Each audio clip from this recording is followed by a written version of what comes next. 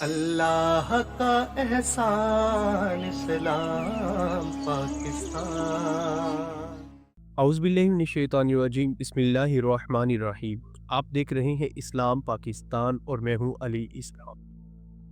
ناظرین کرام، اللہ رب العزت نے قرآن مجید فرقان حمید میں ارشاد فرمایا والذین کفروا وکذبوا بآیاتنا اولئک اصحاب النار هم فیہا خالدون۔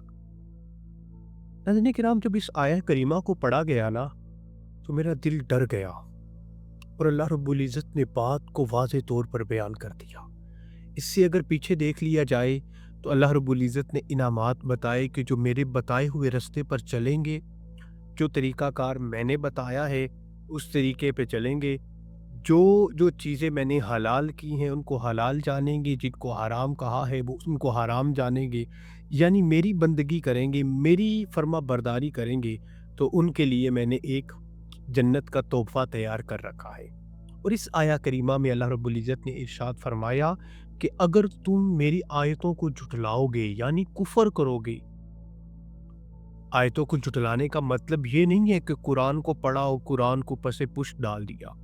آیتوں کو جھٹلانے کا مطلب یہ ہے کہ جو اللہ نے چیزیں حلال کی ہیں ان کو کسی نہ کسی طریقے سے کوئی نہ کوئی شک ایڈ کر کے ان کو حرام میں لے کر جانا، اور جو اللہ نے حرام کی ہے ان کو کوئی نہ کوئی شک ایڈ کر کے ان کو حلال کی طرف لے کر آنا۔ جو چیزیں پہلے حلال تھی اللہ رب العزت نے بعد میں ان کو حرام بھی کسی حکمت کے تحت اللہ رب العزت نے حرام قرار دیا۔ آپ دیکھیں، آپ ہمارے جو ریسرچر ہیں، جو ریسرچ کرنے والے ہیں، وہ کچھ اور باتیں بتاتے ہیں، اور جو ہمارے مولوی حضرات ہیں جنہوں نے دین کو صرف جو اپنے فائدے کے لیے پڑھا، اپنے فائدے کے لیے دین سے شکے نکال کر اپنا فائدہ سوچتے ہیں، وہ اور باتیں بتاتے ہیں۔ ان میں سب سے بڑی مثال لے لیں کمیشن کی۔ کمیشن، اب دیکھا جائے کہ جو ہم بینک سے لون لیتے ہیں یا جو چیزیں ہم لیتے ہیں بازار سے، وہ ہمیں جب ہم کیش پرائز دیتے ہیں، نیٹ پرائز دیتے ہیں، تو نیٹ پہ ہمیں کچھ اور مل رہی ہوتی ہے۔ جب ہم انہیں کہتے ہیں کہ یار ہم 1-2 ماہ کے بعد آپ کو اس کے پیسے دیں گے، ہمارے پاس ابھی نہیں ہے، ابھی اتنے % لے لو، ہاں اگر آپ 2-3 ماہ کے بعد دیتے ہیں نا تو اس کی پرائز میں اتنے گنا اضافہ ہو جائے گا۔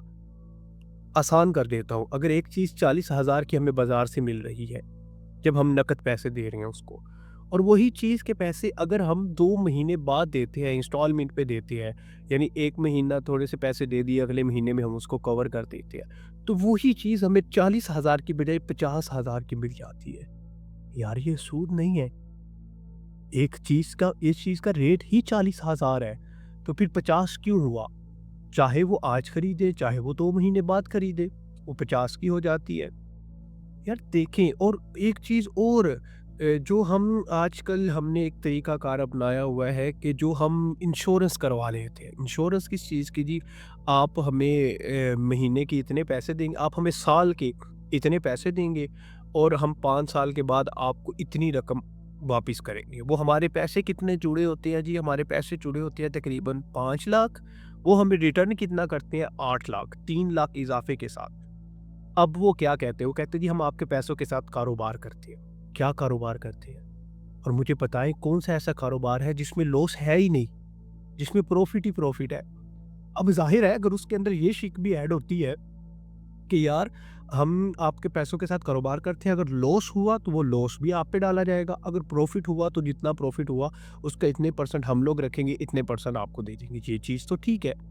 اب ایک چیز کا معاہدہ کر لیا جاتا ہے کہ بھائی اتنے % اگر آپ ہمیں 25,000 ہزار یا 50,000 ہزار سالانہ کی قسط دیتے ہیں تو ہم اتنے سال کے بعد آپ کو اتنے پیسے دیں گے، آپ کے 5 لاکھ بنے گے، ہم آپ کو 8 لاکھ دیں گے، آپ کے پیسوں سے کاروبار ہوا، 3 لاکھ کا پروفٹ ہو گیا، تو یہ پروفٹ ہی آپ نے طے کیا ہے، اس کا مطلب ہے کہ یہ سود ہے۔ اب دیکھیں نا، چھوٹی چھوٹی سکے ڈال کے ہم نے سود کو کس طرح حلال طریقوں میں لے آئے۔ اور یہ میں نہیں کہہ رہا، یہ ہمارے علماء کرام جو دین کو سمجھنے والے ہیں، میں کئی ایسوں کو جانتا ہوں جنہوں نے انشورنس کروائی ہوئی ہے بھائی، جو لون پہ چیزیں لیتے ہیں۔ اور جو موبائل دیکھیں نا، موبائل پہ جب ہم کال کرتے ہیں، کال کرتے ساتھ ہی ہمیں کیا چیز سب سے پہلے، جب ہمارے پاس بیلنس نہیں ہوتا تو ایک آواز آتی ہے کہ اگر آپ نے لون لینا ہے تو آپ لون لے سکتے، ایک دبائے آپ کو 15 روپے لون مل جائے گا، لیکن جب آپ نے ریٹرن کرنا ہوگا تو کتنے 20-25 روپے ریٹرن کرنے ہوتے ہیں۔ کیوں؟ ہم نے تو 15 لیے تھے، ہم سے واپس بھی 15 لیے جائیں۔ ہم آپ کا نیٹ ورک یوز کر رہے ہیں، اگر ہمیں ایمرجنسی ضرورت پڑ گئی تو جتنے پیسے ہمیں چاہیے اتنے دیں اور اتنے ہی واپس لیں۔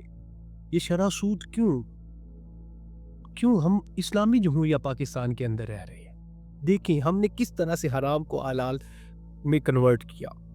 اب اسی بارے میں اللہ رب العزت نے ارشاد فرمایا نا کہ اگر تم میری آیتوں کو جھٹلاؤ گے یعنی کفر کرو گے تو پھر تمہارے لیے ایک مقام میں نے تیار کر رکھا ہے، اس کو جہنم کہتے ہیں۔ اور جہنم کی ایک نشانی میں بتا دوں جہنم کیا ہے۔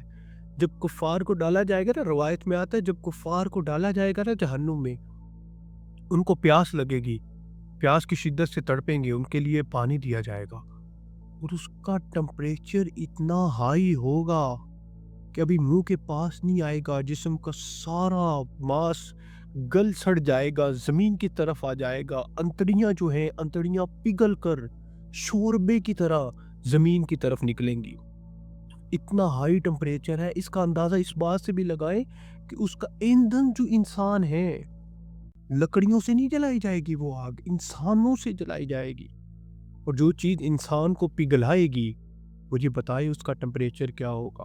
دنیا کی آگ تو اس کا ایک کروڑواں حصہ بھی نہیں ہے، اور یہ آگ جلا کر راکھ کر دیتی ہے، اس آگ کا عالم کیا ہوگا۔ اور صرف یہی نہیں کہ کچھ لمحے کے لیے وہاں پہ رکھا جائے گا، کفار کو جہنم میں جب ڈالا جائے گا تو روایت میں آتا ہے کہ جب جہنمی جہنم میں چلے جائیں گے اور جنتی جنت میں چلے جائیں گے، ایک صدا آئے گی، جہنمی خوش ہوں گے کہ شاید ہمیں جہنم سے نکالا جا رہا ہے، اور جنتی روئیں گے کہ شاید ہمیں یہ نہ ہو، ہمیں گناہوں کی سزا کی وجہ سے ہمیں جہنم میں ڈال دیا جائے اور اتنی عیاشی والی زندگی ہم سے لے لی جائے۔ صدا آئے گی کہ جو جہنم والے ہیں اور جو جنت والے ہیں، جہنم والوں کے لیے ہمیشگی جہنم ہے اور جنت والوں کے لیے ہمیشگی جنت ہے، یعنی وہ جنت میں ہی رہیں گے اور وہ جہنم میں ہی رہیں گے۔